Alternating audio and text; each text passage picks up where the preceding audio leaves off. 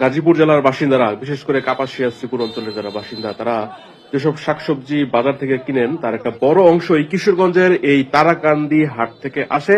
আপনারা দোকানদারকে জিজ্ঞেস করবেন যে কোত্থেকে এসেছে এই সবজিগুলো, অধিকাংশই উত্তর দিবে তারাকান্দি থেকে।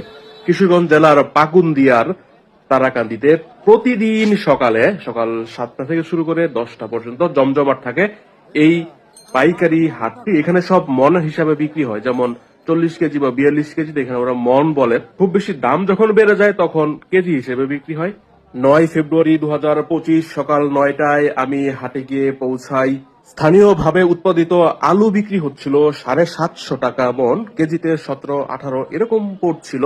কৃষকদের মন খারাপ, আসলে কৃষকের মন তো খারাপ হবেই, এক মন আলু নিয়ে এসে 750 টাকা। পেঁয়াজ বিক্রি হচ্ছিল কেজি হিসেবে 35 টাকার মতো, ওনারা মন বলছিল 1400 টাকা, এটা নিয়ে দরদাম হচ্ছিল। এই পেঁয়াজগুলো এখানে কিশোরগঞ্জের পাকুন্দিয়াতে উৎপাদিত হয়। এই পাকুন্দিয়া অঞ্চলে প্রচুর সবজি উৎপন্ন হয়। ধান ক্ষেতের চেয়ে কিছু কিছু ইউনিয়নে শাকসবজির পরিমাণ, চাষাবাদের পরিমাণ বেশি। মিষ্টি কুমড়াগুলো স্থানীয়ভাবে লাউ বা মিষ্টি লাউ নামে পরিচিত হলেও সারা দেশে কদু, বিলাতি লাউ ইত্যাদি বিভিন্ন বিশেষণে এটার নামকরণ রয়েছে। কিশোরগঞ্জ পাকুন্দিয়া সদর থেকে কয়েক কিলোমিটার উত্তরে বা মির্জাপুর বাজার থেকে 5 কিলোমিটার